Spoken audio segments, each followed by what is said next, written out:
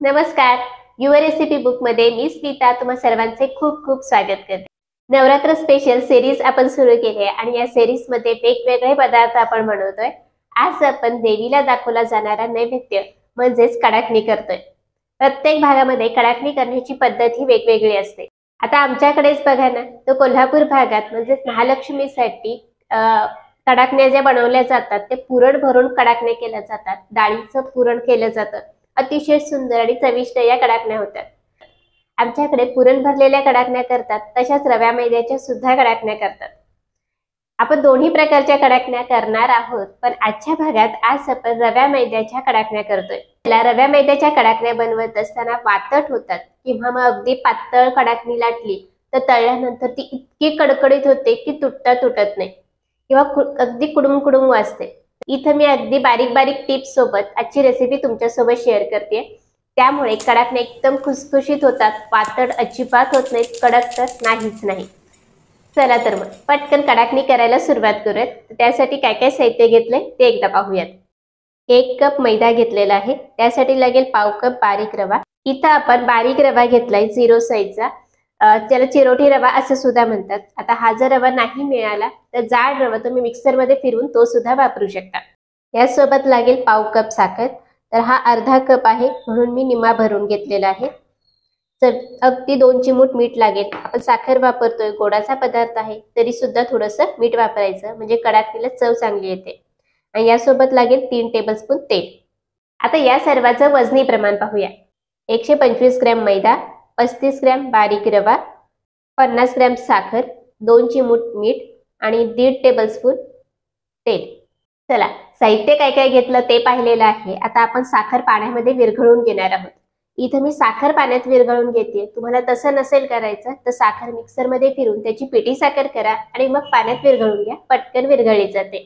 पण साखर जर पाण्यात विरघळून घेतली ना तर त्याची चव किंवा कडाकणीला येणारा खुसखुशीतपणा जो आहे ना त्याचं टेक्स्चर नक्कीच बदलतं. तर आता ही सर्वात आधी घेतलेली साखर पाण्यामध्ये विरघळून घेऊयात. तर 1 बाउल घेतलाय, यामध्ये घेऊयात ही साखर.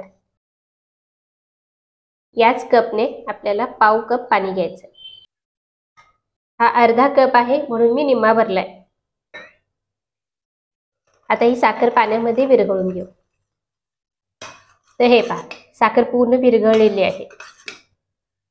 तर इथं साखर पाण्यामध्ये पूर्णपणे विरघळून घेतलेली आहे. आता हे साखरेचं पाणी थोडा वेळ बाजूला ठेवूयात आणि दुसरा मिक्सिंग बाउल घेऊयात. यामध्ये घ्यायचंय मैदा,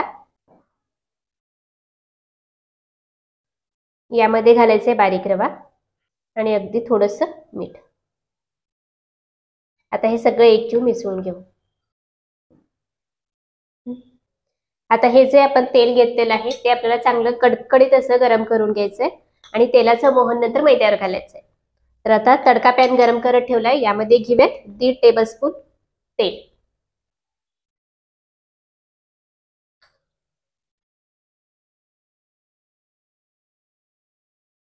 नंतर तेल चांगलं गरम करून घेतलं. आता गॅस बंद करूया. कडकडीत तेलाचं मोहन आपल्याला या मैद्यामध्ये घालायचंय.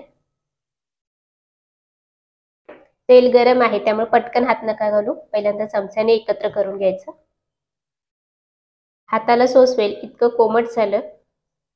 आता हे तेलाच्या ज्या काही गाठी झालेल्या आहेत त्या फोडत फोडत हे तेल आपल्याला या पिठाला चांगलं चोळून घ्यायचं. तेल पिठाला व्यवस्थित असं चोळून घेतलं. हे बघा, याची मूठ वळली तर मूठ वळली जाते आणि लगेच फुटते. छान असं पीठ आपलं तयार झालेलं आहे. आता यामध्ये आपल्याला हे साखरेचं पाणी घालायचंय आणि हे पीठ मळून घ्यायचंय. तर थोडं थोडं पाणी घालत आणि हे पीठ मळून घेऊ. आता हे पीठ मळत असताना थोडं घट्ट आपल्याला मळायचंय.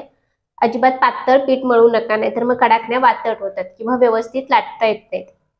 आता पीठ घट्ट मळत असताना सुद्धा ते थोडंसं सैल ठेवायचं, कारण यामध्ये आपण रवा घातलाय. रवा पाणी शोषून घेतो, त्यामुळे ना थोडंसं घट्ट मळायचं. रवा जसा भिजला जाईल पीठ छान घट्ट होईल. जे आपण साखरेचं पाणी तयार करून घेतलंय एवढ्या पाण्यामध्ये व्यवस्थित पीठ मळलं जातं. गरज वाटलीस तर 1-2 चमचे वरचं साधं पाणी वापरलं तरी पण चालेल, पण खूप जास्त पण नका घालू, नाहीतर मग साखरेचा गोडवा थोडासा कमी होण्याची शक्यता असते. तर आता हे पीठ सगळं व्यवस्थित मळून घेऊ. तर इथं मी पीठ मळून घेतलं. हे बघा, इतकं घट्ट असं मळलेलं आहे. त्याला थोडंसं मऊ मळलंय, रवा भिजला की आणखीन हे घट्ट होऊन येईल. पीठ आपल्याला व्यवस्थित घट्टच मळून घ्यायचंय. आता इथं जे पाणी आपण तयार केलं होतं संपूर्ण पाणी मला लागलेलं आहे. कधी कधी मैद्याच्या क्वालिटीवरती किंवा रव्याच्या क्वालिटीवरती पाणी कमी जास्त लागू शकतं. जर पीठ मळत असताना यातलं साखरेचं पाणी शिल्लक राहिलं तर तसंच ठेवा, संपूर्ण पाणी यामध्ये वापरायची गरज नाही. पीठ मात्र घट्ट व्यवस्थित मळून घ्यायचंय. आणि जर गरज वाटली तर 1-2 चमचे साधं पाणी सुद्धा तुम्ही वापरू शकता. तर आता हे पीठ मळून तयार झालंय. यावर प्लेट झाकूयात आणि साधारण 1 तासभर तरी हे पीठ चांगलं भिजत ठेवूयात. साधारण 1 तास झालेला आहे. पीठ आपलं चांगलं भिजलेलं आहे. हे पहा. आपण हे साखरेच्या पाण्यात मळले त्यामुळे याला थोडासा चिकटपणा असतो. आता आपल्याला काय करायचंय, हे तर याचे आपल्याला 2 भाग करून घ्यायचे. आता हे कडाकणीचं पीठ चांगलं भिजलंय, पण याला ना थोडंसं आपण चेचून घेऊयात. खरं तर गावाकडं किंवा माझी मम्मी, आजी, सासूबाई वगैरे नाही पाटा वरवंट्यावरती हे ठेचून घेतात. म्हणजे ना कडाकणी छान खुसखुशीत होते, भरपूर असे याला पोके येतात. पण आज आपल्याकडे पाटा वरवंट्या नाहीये त्यामुळे आपण काय करूयात, याला खलबत्त्यामध्ये ठेचून घेऊयात. तर आपण या पिठाचे 2 भाग केलेत कारण खलबत्ता लहान आहे. तर यातलं थोडंसं पीठ घेऊयात आणि याला चेचून घेऊ ठेवायचंय आणि याला आपल्याला चेचून घ्यायचंय. चेचत असताना तेल तूप लावायची काही गरज नाही.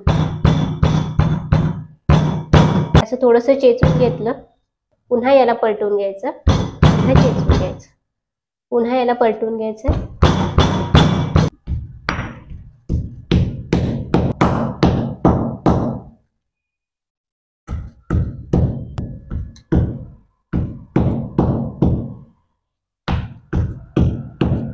तर इथं मी दोन्ही गोळे खलबत्त्यामध्ये थोडे थोडे करून चेचून घेते.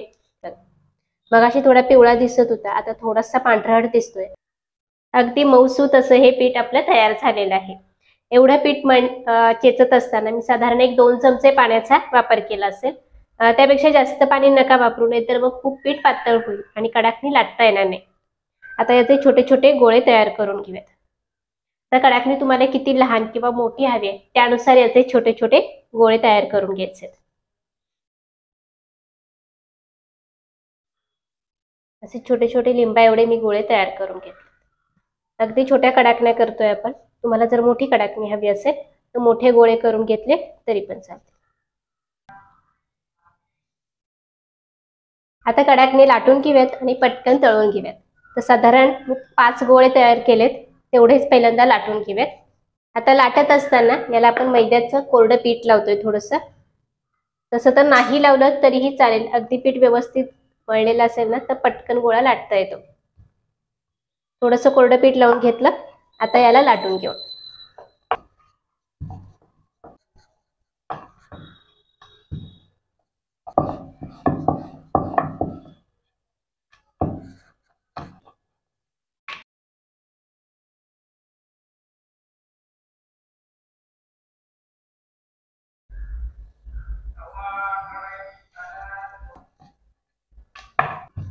तर इथं मी आणखीन एक कडाकणी लाटून घेतली. साधारण 5 कडाकण्या मी लाटून घेतल्यात.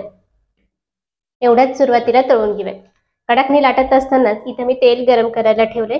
तेल आपल्याला मध्यम गरम करून घ्यायचंय. आता कडाकणी तळून घेऊयात. एक गोष्ट लक्षात ठेवा, कडाकणी लाटत असताना ना थोडी जास्त पातळ लाटायची, कारण यामध्ये आपण मैदा घातलाय. मैदा थोड्या वेळाने नंतर आपसून आल्यासारखा होतो आणि कडाकणी थोडी जाडसर दिसते. त्यामुळे सुरुवातीलाच खूप पातळ लाटून घ्या आणि म्हणजे त्या अगदी परफेक्ट आकारामध्ये नंतर तयार होते. आता तेल आपलं मध्यम गरम झालंय. मध्यम म्हणजे काय, तर एक छोटासा गोळा घ्यायचा आहे आणि यामध्ये सोडून बघायचा. छोटासा गोळा यामध्ये टाकून बघूयात. गोळा पटकन वरती तरंगून आला पण अजिबात करपलेला नाहीये, याचा अर्थ तेल आपलं मध्यम गरम आहे. आता या तळून घेऊयात. तर कडाकणी अशी उचलून घ्यायची आणि तेलामध्ये सोडायची. गॅस आपल्याला मध्यम ठेवायचा आहे आणि कडाकणी तळून घ्यायची. एका बाजूने थोडीशी तळून झाली ना की याला पलटून घ्यायचं. कडाकणी तळायला फार वेळ लागत नाही, पटकन कडाकणी तळून तयार होते. अगदी लालसर होईपर्यंत नाही तळायची. हे पहा, कडाकणीच्या कडा थोड्या लालसर दिसायला लागल्या ना की लगेच कडाकणी आपल्याला तेलातून काढून घ्यायची. आतमध्ये अगदी लालसर होईपर्यंत नका तळू. दुसरी कडाकणी सुद्धा याच पद्धतीने तळून घेऊ. कडाकणी तेलात सोडली. गॅस मध्यम ठेवायचा आहे. बघा काय छान पोके आलेत आणि पलटून घ्यायची. पलटून झाली. याच्या कडा हलक्याशा तांबूस दिसायला लागले की कडाकणी लगेच तेलातून काढून घ्यायचे. याच पद्धतीने बाकीच्या कडाकण्या सुद्धा तळून घेऊयात. कडाकणी तेलात सोडली ना, खूप जास्त वेळ नाही भाजायची, तर ती पटकन रंग बदलते आणि लालसर होते. त्याच्या कडा थोड्याशा तांबूस दिसायला लागल्या ना की लगेच कडाकणी तेलातून काढून घ्यायची. कारण कडाकणी गरम असते ना, तेलातून काढल्यावर सुद्धा तिचा रंग अजून बदलत राहतो. त्यामुळे सुरुवातीलाच अगदी कढईत लालसर नका करू. कडा थोड्याशा लालसर तांबूस दिसायला लागल्या ना की पटकन तेलातून काढून घ्यायचे. तुम्ही सुद्धा या पद्धतीने कडाकण्या नक्की करून बघा. कशी वाटली रेसिपी मला कमेंट्स करून नक्की कळवा. पुन्हा भेटूयात अशाच एका छानशा रेसिपी सोबत. तोपर्यंत धन्यवाद.